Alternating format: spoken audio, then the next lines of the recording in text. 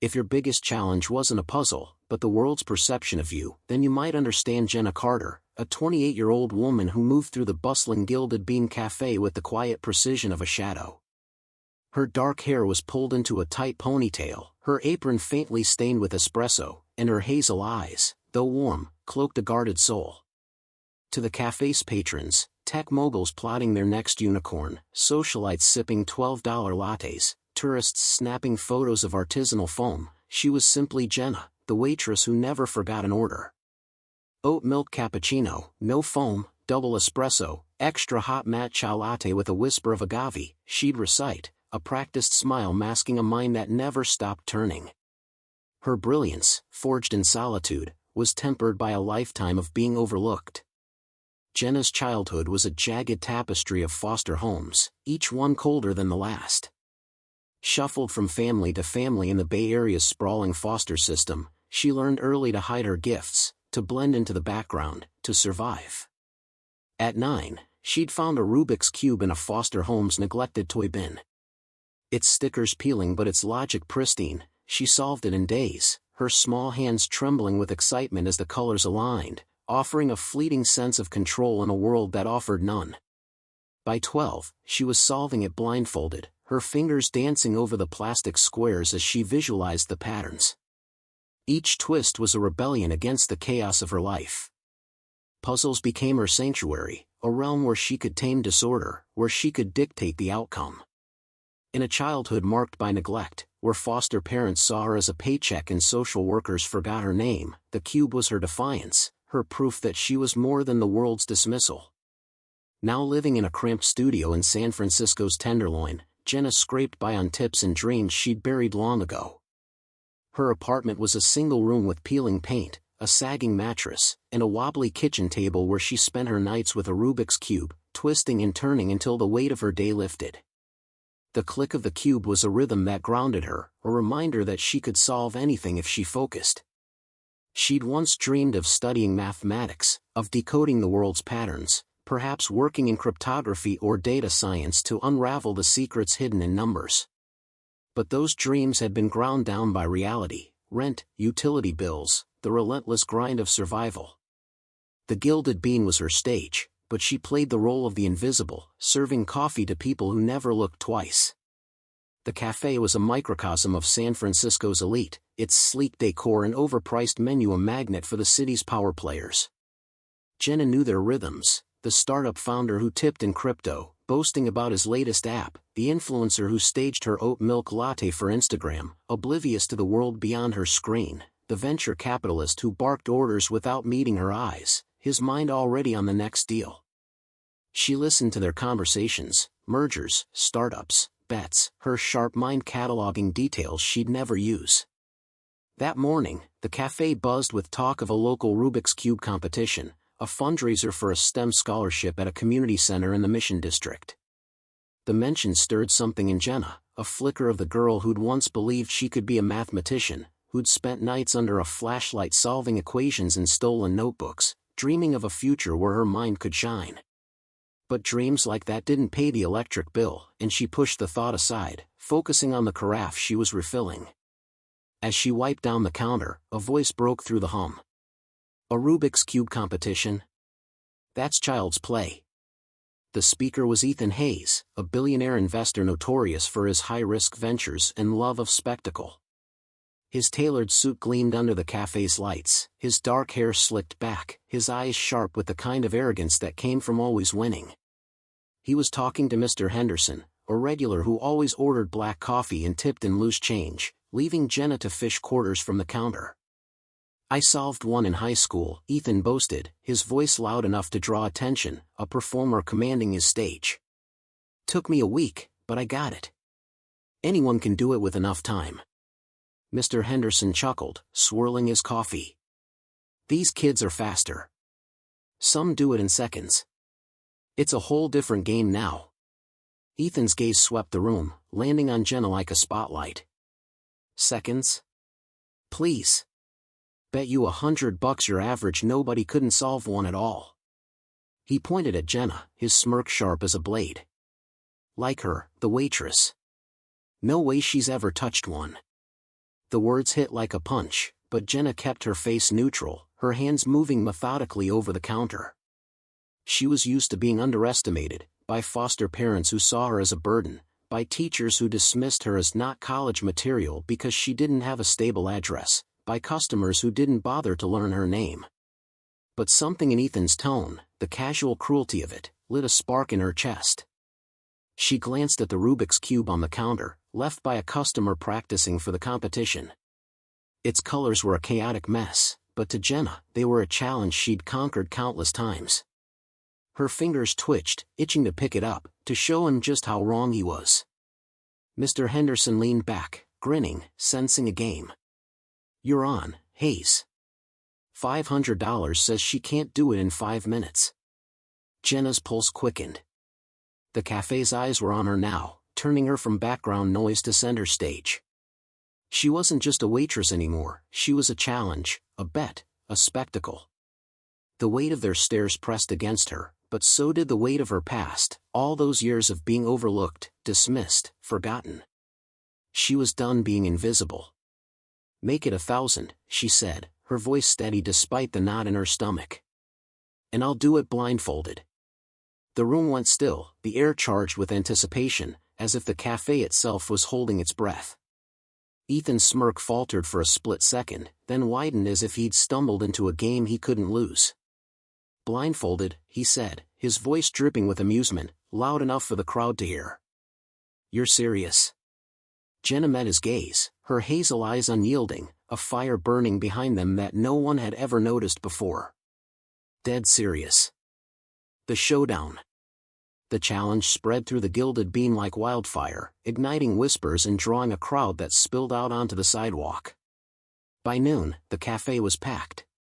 Regulars elbowed for space alongside strangers who'd heard about the showdown through texts and social media. Baristas worked frantically to keep up with orders, their usual rhythm disrupted by the electric energy in the air. Tourists posted on X, their videos of the blindfold waitress already going viral, racking up thousands of views. Ethan, ever the showman, saw an opportunity to elevate the spectacle. He stepped onto a chair, his voice booming over the crowd. "Let's make this worth our time," he said, his eyes glinting with the thrill of control. $10,000 if she can solve it blindfolded in under 5 minutes. If she fails, well, let's just say she owes us a good laugh. The crowd erupted in gasps and murmurs. Phones raised higher to capture the moment. Jenna didn't have $10,000, but she didn't need it. She had her skill, her secret weapon, honed in the quiet of her apartment where no one had ever witnessed her triumph.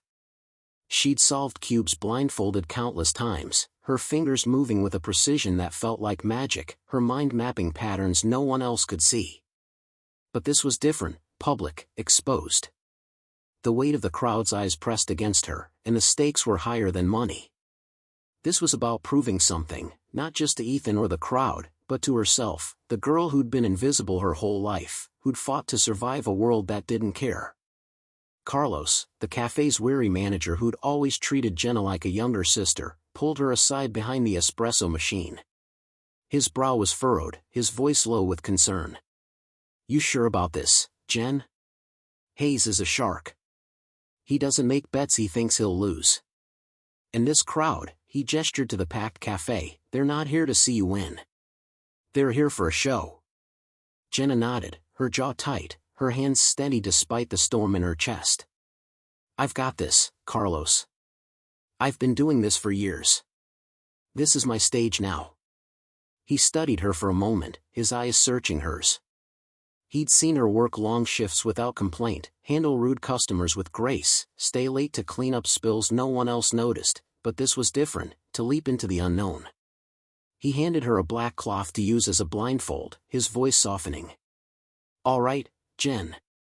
Knock 'em dead. Show them who you are." The performance. By 3 p.m., the cafe had transformed into an arena. Tables were pushed back, chairs rearranged to form a makeshift stage around the counter. The air crackled with anticipation, the crowd's energy a living thing, buzzing like static. Phones were out, live streaming the event to thousands online. Hashtags like hashtag blindfold waitress and hashtag cube challenge trended on X. Jenna stood behind the counter, the Rubik's Cube in her hands. It was a standard 3x3, its colors faded from use but vivid enough to challenge her. She turned it over, memorizing its scrambled state, her mind racing through the algorithms she'd need. Each twist was a step in a dance she'd perfected over years, a dance no one had ever seen until now. But the pressure wasn't just external. As she held the cube, memories flooded back, unbidden and sharp. She saw herself at 12, hiding under a blanket in a foster home, solving the cube by flashlight to avoid waking the other kids, their taunts still ringing in her ears. She remembered the foster mother who'd called her weird for her obsession, tossing her cube in the trash, only for Jenna to dig it out later, her hands shaking with defiance. She recalled the high school teacher who dismissed her as not college material because she didn't have a stable address, never bothering to notice the equations she'd scribbled in the margins of her textbooks. She'd learned to keep her brilliance locked away, a treasure too precious to share with a world that didn't care. Now, that world was watching, and the weight of their expectations was both a burden and a spark. Ethan stood across from her, arms crossed, his smirk a challenge in itself. "Hope you're ready to crash and burn, sweetheart," he said, loud enough for the crowd to hear. A few laughed, their chuckles grating against Jenna's nerves, but others shifted uncomfortably, sensing something in her, a quiet strength that didn't match the role they'd cast her in. Mr. Henderson, the regular who'd started this mess, leaned forward, his coffee forgotten, his eyes gleaming with anticipation, as if he'd bet on a horse race and was waiting to see if he'd won. Jenna ignored Ethan's taunt, tying the black cloth over her eyes with steady hands. The world went dark, but her mind lit up.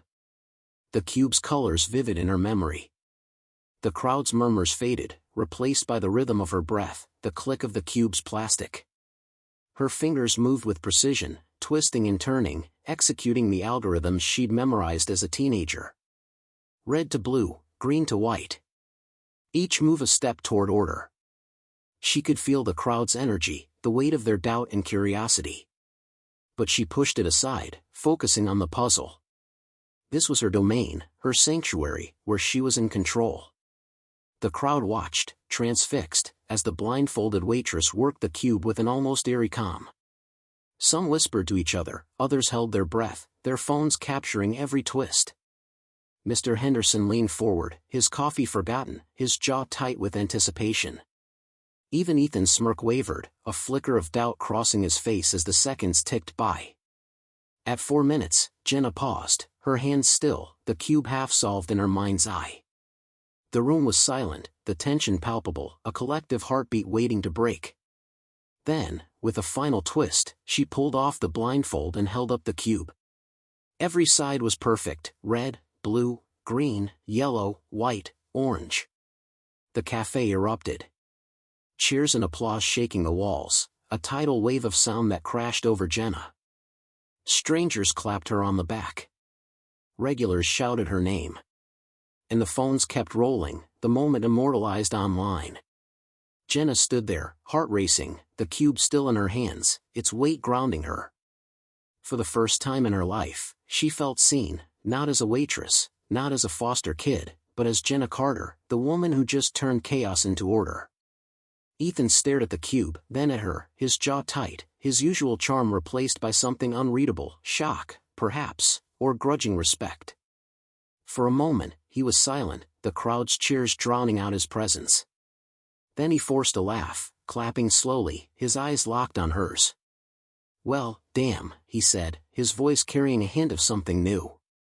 "You're full of surprises, Jenna." A crossroads. The cheers faded, but the energy in the cafe remained electric, a buzzing current that seemed to hum through the walls and into the streets beyond. Jenna set the cube on the counter, her hands steady now, though her heart still pounded. She'd done it, not just solved the puzzle, but shattered the assumptions that had defined her life.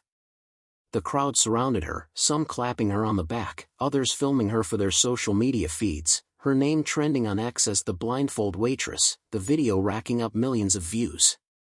She was no longer invisible, and the weight of that realization was both exhilarating and overwhelming, like stepping into sunlight after years in the dark. But Ethan Hayes wasn't ready to cede the spotlight. He stepped forward, his charm back in place, though it was tinged with something new, respect, perhaps, or calculation. He climbed onto a chair again, raising his hands to quiet the crowd, his presence commanding the room like a conductor before an orchestra.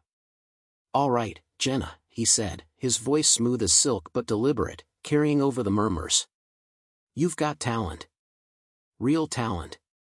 Let's make this interesting." The room quieted, sensing another turn in the drama. The air thick with anticipation. Jenna raised an eyebrow, wary but intrigued, her instincts sharpened by years of navigating a world that rarely offered kindness without strings. "What do you mean?" she asked, her voice steady but edged with caution. Ethan spread his hands, the gesture theatrical, meant for the crowd as much as for her. "I'm offering you a choice," he said, his eyes locked on hers, a glint of control beneath his charm. "Option 1, a full scholarship to Stanford's mathematics program. I've got the connections to make it happen. Full ride. No questions asked. Starting next semester. Option 2, a job at my tech company. Starting tomorrow. 6 figures. Full benefits. Working on cutting-edge AI projects that'll change the world. You pick." The crowd gasped, murmurs rippling through the room like a wave. Phones still recording, capturing every word. Jenna's breath caught in her throat. The weight of the offer pressing against her like a physical force. Stanford. A job. Opportunities she'd never dared to dream of, laid at her feet like a gift from a king. She could see classrooms filled with brilliant minds, equations sprawling across whiteboards. A corner office in a sleek tech tower overlooking the bay. A life where she wasn't scraping by, where her talent was recognized, celebrated even. But there was something in Ethan's eyes, a glint of calculation that made her pause. This wasn't just about her talent, it was about him, turning her victory into his narrative, his redemption. After losing the bet, he wanted to own her triumph, to make it part of his story, to prove he could still control the game. She looked around the café, at the faces of the regulars who'd never seen her before today, at Carlos, who stood behind the counter, his arms crossed, his nod saying, "You've got this." She thought of her childhood, the foster homes where she'd been invisible, the foster mother who'd thrown her cube in the trash, the teacher who'd told her she'd never amount to anything because she didn't have a real family. She thought of the girl who'd dreamed of equations and algorithms, who'd believed she could change the world if only someone gave her a chance. And she realized something. This moment wasn't about Ethan or his money or even the cube. It was about her. "I don't need your options," she said, her voice clear and unshakable, cutting through the murmurs like a blade. "I've been solving puzzles my whole life. Cubes, equations, life itself. I'll solve this one too. My way." The crowd went silent, stunned, the air heavy with the weight of her words. Ethan blinked, his charm faltering for the first time, his mouth opening and closing as if searching for a response. "You're turning down Stanford? A 6-figure job?" His voice carried a mix of disbelief and irritation, as if her refusal was a personal affront, a crack in his carefully curated image. Jenna smiled, not the warm, practiced smile of a waitress, but something fierce, something hers, a spark that had been buried for too long. "I'm not saying no to opportunity," she said, her eyes locked on his, unflinching. "I'm saying I don't need you to hand it to me. I'm entering that competition this weekend, and I'm going to win. Not for you, not for them." She gestured to the crowd, their phones still raised, their eyes wide. "But for me." The cafe exploded again, the cheers louder, more personal. A wave of support that crashed over her like a tide. Strangers clapped. Regulars shouted her name. And Carlos grinned from behind the counter, his eyes shining with pride. It wasn't just about the cube anymore. It was about Jenna, the woman who'd been invisible for too long and was now stepping into her power, claiming her place in a world that had tried to erase her. A new path. But the twist wasn't over. As the crowd began to disperse, a woman approached Jenna, her presence quiet but commanding, cutting through the chaos like a beacon. She was in her 50s, her dark hair streaked with gray, her eyes sharp with intelligence and kindness. She handed Jenna a business card, its edges crisp under the cafe's lights. "Dr. Elena Martinez," she said, her voice calm but authoritative, carrying the weight of someone who'd fought her own battles. "I run the mathematics department at UC Berkeley. I saw what you did with that cube, and I've seen the videos online. We have a scholarship program for non-traditional students. People like you, with talent the world hasn't seen yet. No strings, no billionaires, just your mind. Interested?" Jenna's heart skipped, her breath catching in her throat. This wasn't Ethan's calculated offer, dripping with ulterior motives and the need to control. This was real. Earned. A door opened by her own hand, her own brilliance. She took the card, her fingers trembling, not with fear but with possibility. The weight of a future she'd never dared to imagine. "I'll think about it," she said, her voice steady but soft, a promise to herself as much as to Dr. Martinez. Dr. Martinez smiled, a knowing look in her eyes, as if she saw the fire Jenna had kept hidden for so long. "I hope you do. The world needs minds like yours, Jenna." The competition. The weekend arrived, and Jenna walked into the San Francisco Convention Center for the Rubik's Cube competition. Her heart pounding, but her head high, her steps steady on the polished floor. The venue was a chaotic symphony of tables, cubes, and competitors, mostly teenagers, their fingers lightning fast, their algorithms memorized like sacred texts. The air buzzed with nervous energy, the crowd a mix of parents cheering from the sidelines, tech enthusiasts snapping photos, and local media covering the STEM fundraiser for a community center in the Mission District. Jenna wore no apron, no name tag, just jeans, a simple blouse, and the confidence she'd earned in the café. The Rubik's Cube in her hand felt like an extension of herself, a partner in a dance she'd mastered long ago. Its weight both familiar and thrilling.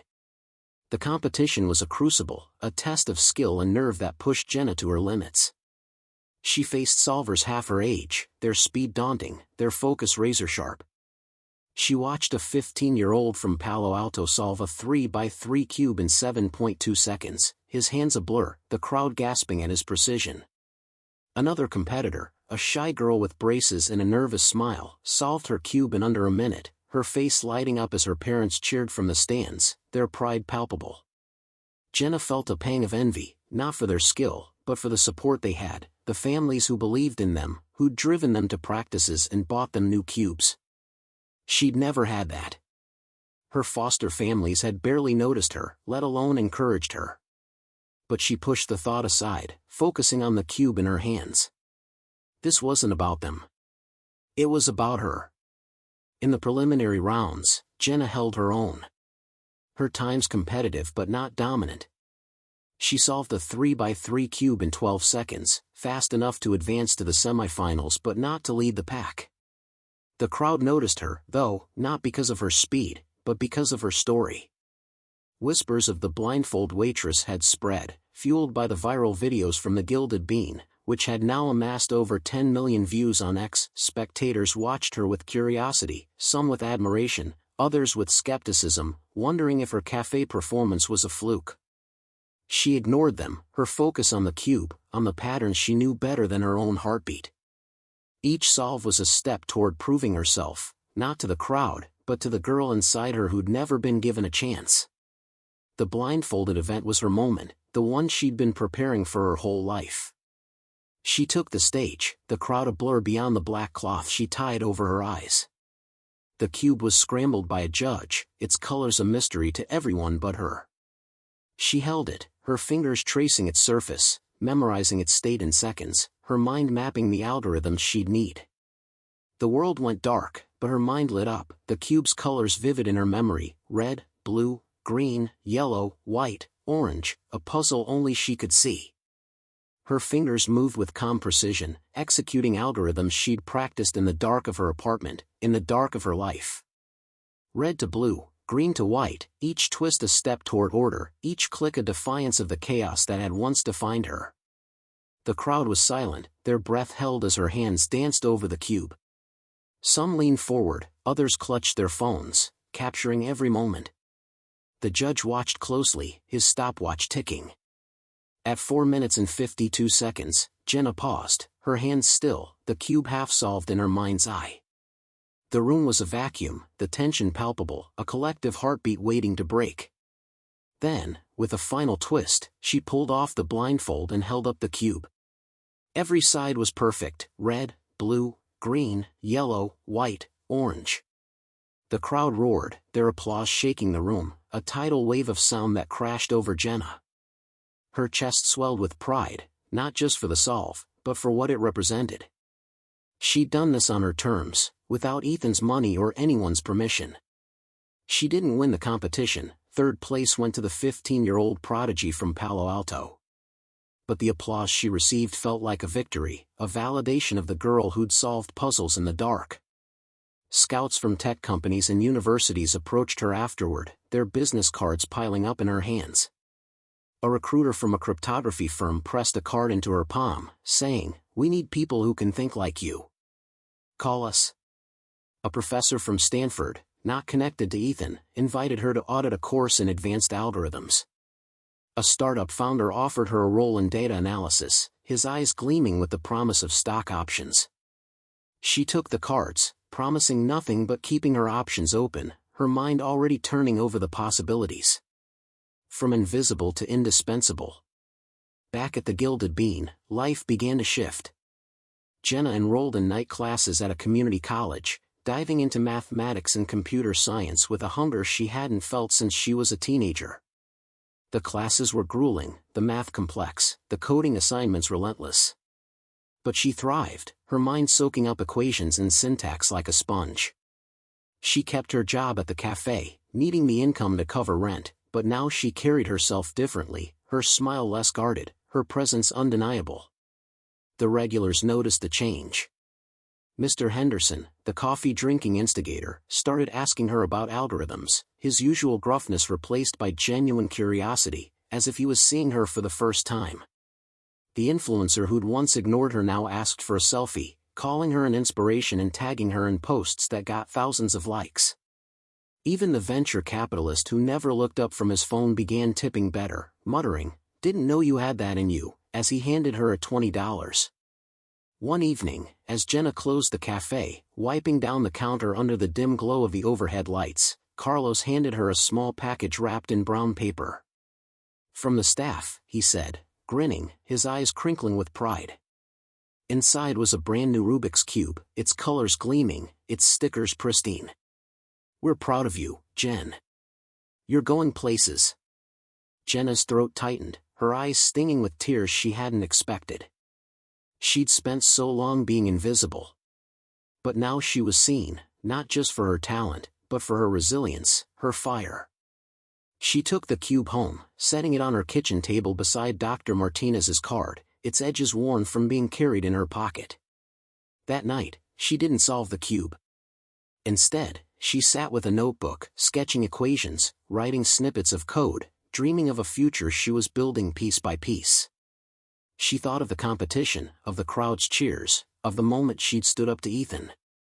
But most of all, she thought of the girl she'd been, the one who'd solved puzzles in the dark, who'd believed she was nothing because the world told her so. That girl was gone, replaced by a woman who knew her worth, who was ready to claim her place. The true victory. Months later, Jenna stood outside UC Berkeley's mathematics department, Dr. Martinez's card now soft and creased from being carried in her pocket for weeks.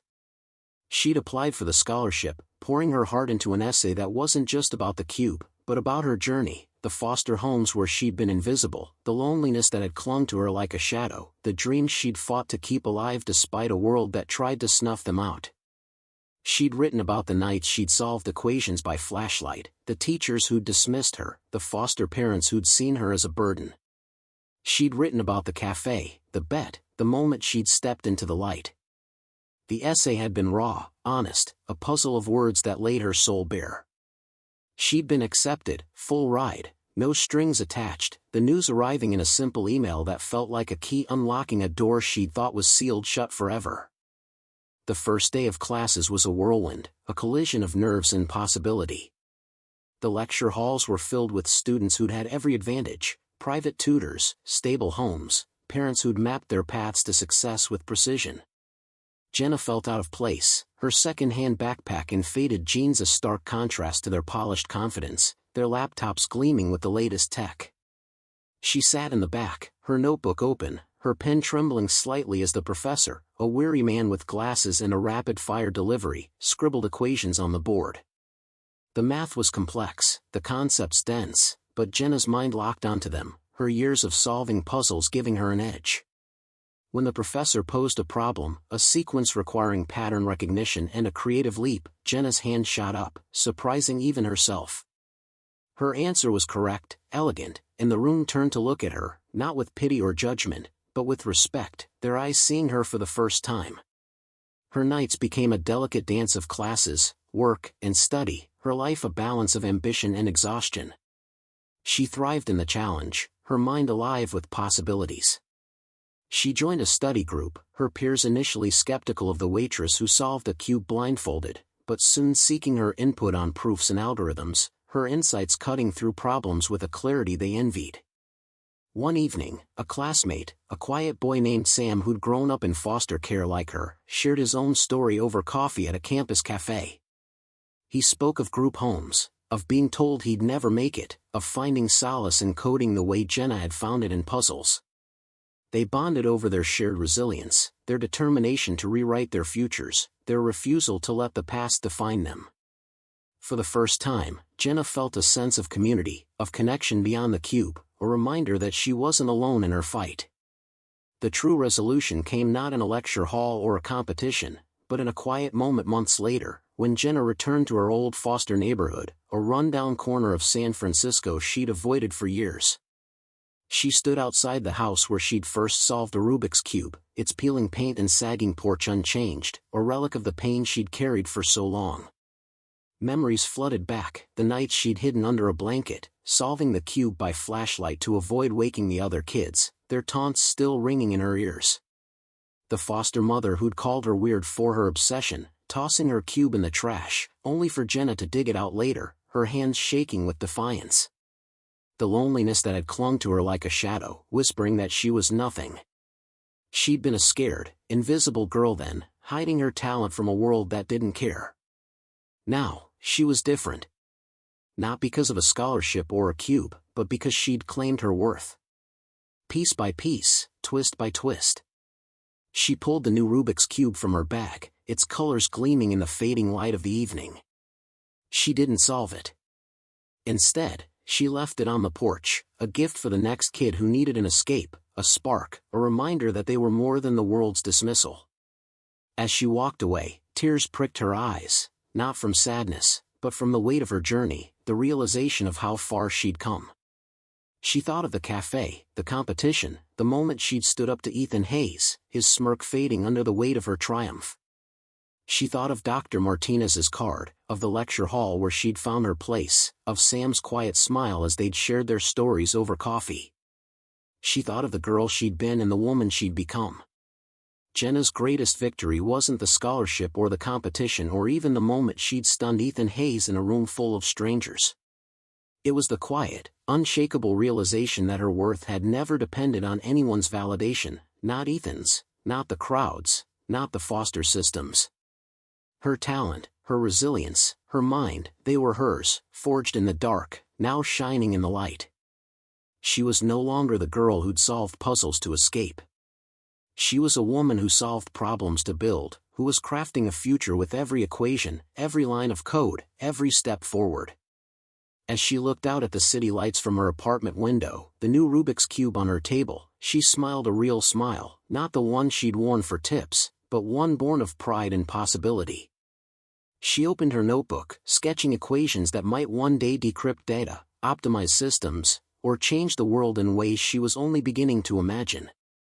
The girl who'd once been invisible was now a force, a mind that could unravel any puzzle, a heart that could withstand any storm.